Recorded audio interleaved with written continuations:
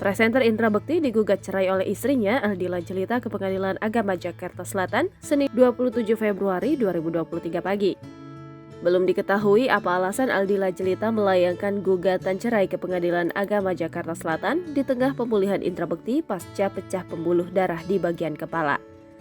Ketika ditemui di Rumah Sakit Abdiwaluyo Menteng, Jakarta Pusat, Senin sore, Indra Bekti membenarkan kabar dirinya diceraikan oleh sang istri Aldila Jelita.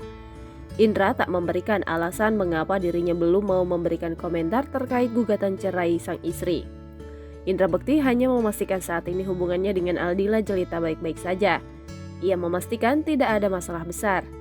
Diberitakan sebelumnya rumah tangga Indra Bekti dan Aldila Jelita berada di ujung tanduk setelah mereka bersama selama 13 tahun. Kabar retaknya pernikahan Indra Bekti diketahui dari unggahan Aldila Jelita di media sosial. Ia juga sudah menghapus foto kebersamaannya dengan sang suami yang hanya menyisakan satu foto saja. Selama 13 tahun menikah, Indra Bekti dan Aldila Jelita sudah dikaruniai 3 orang anak bernama Davania Sahira Indra Bekti, Annabel Eleanor, dan Kenward Attar Indra Bekti. Akan tetapi, Kenward Attar Indra Bekti, anak dari Indra Bekti dan Aldila Jelita, meninggal di usianya 30 menit setelah dilahirkan. Aldila Jelita mengaku tidak khawatir pada hujatan warganet setelah menggugat cerai presenter Indra Bekti. Indra Bekti digugat cerai Aldila Jelita ke Pengadilan Agama Jakarta Selatan pada Senin 27 Februari 2023. Milano Lubis, kuasa hukum Aldila Jelita, mengatakan kliennya tersebut siap dihujat usai menggugat cerai Indra Bekti yang sedang menjalani pemulihan kesehatan. Dila, sapaan akrab Aldila Jelita, meyakini bahwa gugatan cerainya terhadap Indra Bekti dikaitkan dengan masalah keuangan. Menurut Milano Lubis, gugatan cerai Aldila Jelita tidak ada hubungannya dengan kesehatan Indra Bekti.